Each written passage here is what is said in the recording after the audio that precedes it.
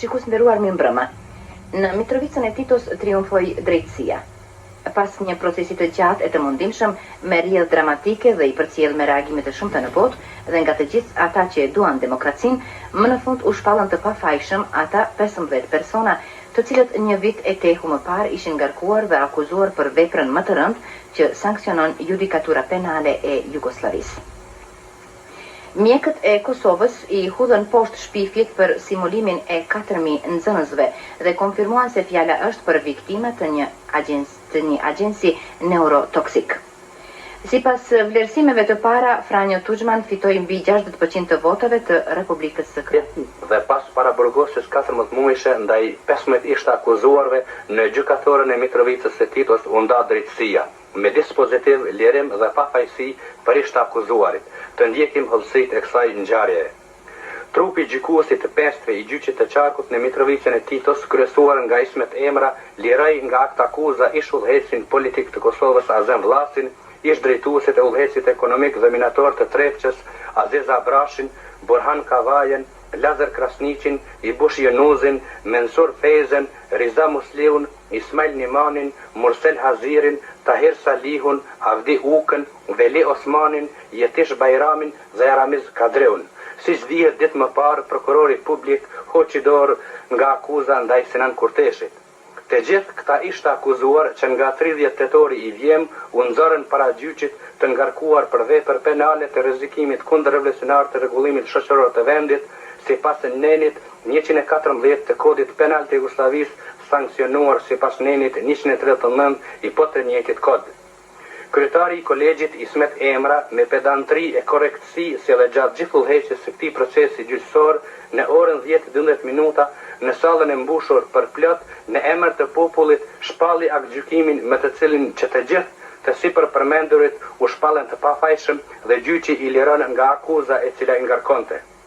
Ai ndërkaq, në orën 10:50 minuta, përfundoi se lexuari tërë dispozitivin e akuzës të përcjell nga të pramnishmit me vëmendje të posaçme e qetësi ashtu siç e kërkoi që në fillim.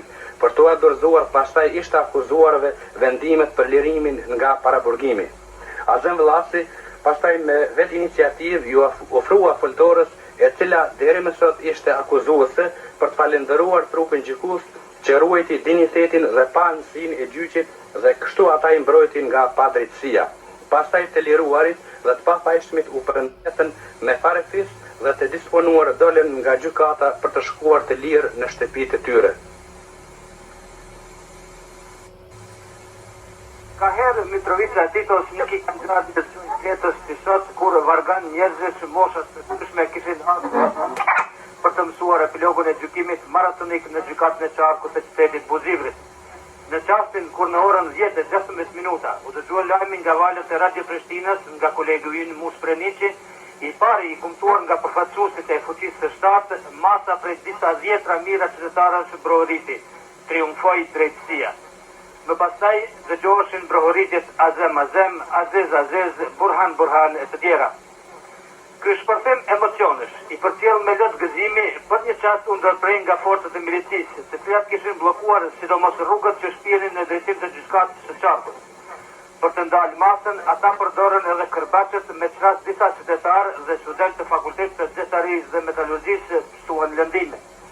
Skenat të ngjashme u shënuan edhe në disa punkte të qytetit, e sidomos rreth tregut të Gjelbës dhe qendrës së qytetit, ku pjesëtarët e organeve të sigurimit me forcë shpërndan qytetarët që prisnin të liruar e të akuzuar pa faj, duke mos ditur se ata u detyruan që të lëshojnë qytetin rrugës për në Zveçan.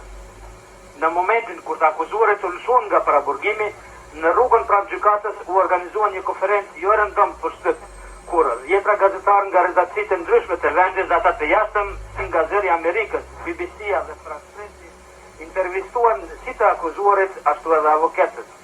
Deklaratat e tyre mund të sublimohen në vetëm një fjali.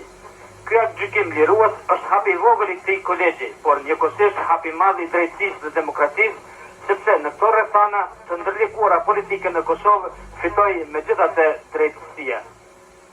Ç'është e vërteta te ne shumë çka e keqe ka ndodhur me maksimën në emër të popullit, po populli i ka përjetuar të ligat më të mëdha fatkeqësisht në emër të vetin.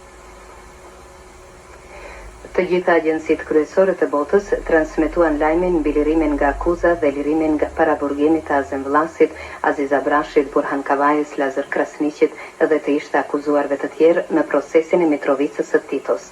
Në komentet e para, vendimi i gjykatës vihet në korelacion me heqjen e gjendjes së jashtëzakonshme në Kosovë dhe me lirimin e të burgosurve politik, si dhe vlerësohet si shenjë e qetësimit të situatës në krahin. Agjencia France Presse franceze vlerëson se lirimi i Azemvllasit dhe i të akuzuarve të tjerë flet për ndryshime të rëndësishme të politikës së Beogradit ndaj Kosovës dhe për vullnetin e pushtetit jugosllav që të fillojë dialogun me opozitën shqiptare në Kosovë. Kjo agjenci thekson se në këto parashenja të shtendosjes do të kontribojnë për përmirësimin e marrëdhënieve të Jugosllavisë me Bashkësinë Evropiane dhe me Këshillin Evropian. Agjencia shton se mbetet të shihet se çfarë do të jetë reagimi në Serbi dhe shton se mund të ngjetë që këtë politikë të re Serbia të mos e pranojë. Në qendër të interesimit të bisedimeve midis pushtetit dhe opozitës, siç sugjeron France Pressi, do të duhet të jetë çështja e shkallës së autonomisë që do t'i jepej Kosovës brenda Republikës AM.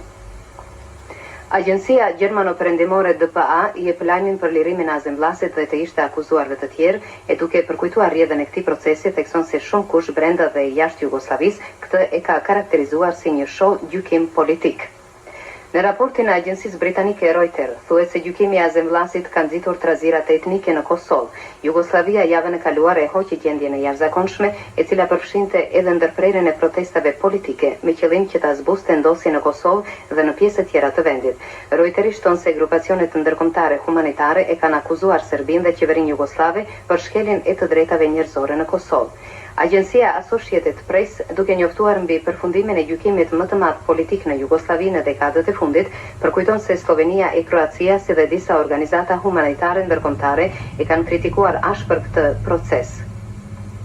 Edhe agjencia sovjetike TASS shumë shpejt e emitoi lajmin mbi lirimin e Azemvllasit dhe të akuzuarve të tjerë që u gjykuan në Mitrovicën e Titos. Në njoftimin e kësaj agjencie nuk jepen kurrfar komentimesh, veç se theksohet se ata kanë qenë të akuzuar për veprimtari kundërrevolucionare në kohën e demonstratave në Kosovë. Nga ngjarjet të e simulimit në numri i madh i të smurve në rajon të ndryshme të Kosovës, gjë që nuk le hapësirë për marrëveshje paraprake të një simulimi dhe aktrimi në thojza kolektiv. Në B, të smurët që akuzohen për simulim nuk kundërshtuan kontrollin mjekësor, marrjen e terapisë si dhe dhënien e